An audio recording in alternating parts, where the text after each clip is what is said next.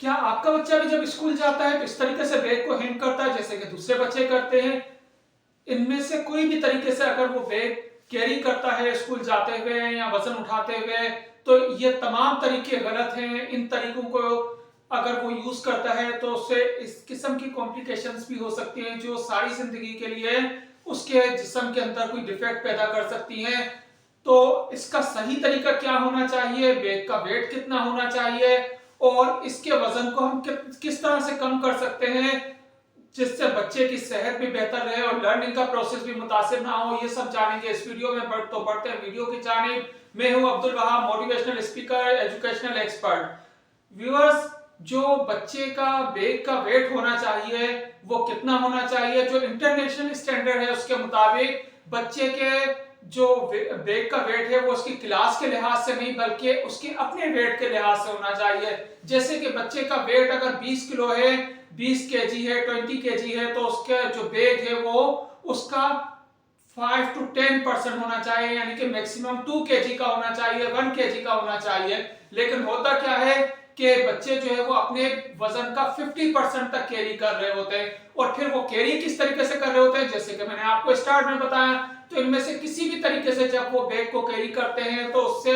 उनको सर दर्द होता है, कंधे में दर्द होता है, उसमें चिड़चिड़ापन आता है, सीखने का अमल मुतासिर होता है, उनके एनर्जी उसी में वेस्ट हो जाती है, फिर वो पढ़ाई पे कंसंट्रेट नहीं कर पाते, उनमें चिड़चिड़ापन आ सकता है। ये तमाम चीजों के अलावा उनका पोस्चर खराब हो सकता है, उनके जो स्पाइनल कोड है, जो बैकबोन है, उसमें भी डिफेक्ट हो सकता है और वो खुदा ना खास्ता सारी जिंदगी के लिए उस गलत पोस्चर का शिकार हो सकते हैं और उनके अंदर डिफेक्ट्स पैदा हो सकते हैं। तो इसके लिए हमें क्या करना चाहिए, इसके लिए बैग इस तरीके से हैंग करना चाहिए कि वो दोनों साइड से लटका हुआ हो और बैग मुकम्मल तौर से उनकी जो कमर है, बैग है, उसके साथ अटैच होना चाहिए। और ये बैग से नीचे नहीं होना चाहिए, जो स्ट्रिप है वो ढीली नहीं होनी चाहिए।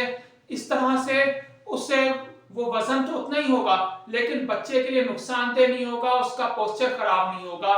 तो इस तरीके को यकीनी तौर पे इस्तेमाल करना चाहिए। उसके साथ ही हमें बतौर पेरेंट या जो स्कूल मैनेजमेंट है उन्हें ये चाहिए कि इस वेट को भी कम करें।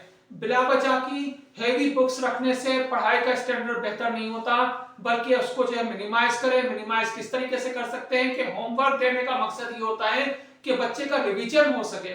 और रिवीजन में जरूरी नहीं है कि जितना उसने काम किया वो दोबारा ही रिटर्न करेगा जब उस सूरत में होगा, बल्कि ये होना चाहिए कि जो क्लास में समझाया गया है उसकी वीडियो बना के बच्चों को सेंड कर दी जाए। उस वीडियो को जब वो देखेंगे तो इस तरीके से उनका वो रिवीजन हो जाएगा।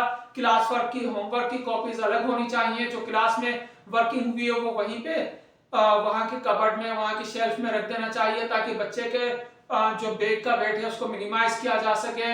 उसके जो अगर टर्न वाइज होमवर्क देना चाहिए, टाइम टेबल पे अमल करना चाहिए। इस तरीके से हम उसके वेट को भी कम कर सकते हैं, मिनिमाइज कर सकते हैं और उसका लर्निंग का प्रोसेस भी मुतासिर नहीं होगा, उसकी सेहत भी मुतासिर नहीं होगी। इस वीडियो को आप दूसरे पेरेंट्स से भी शेयर कीजिएगा ताकि बच्चों का ज्यादा फायदा हो सके।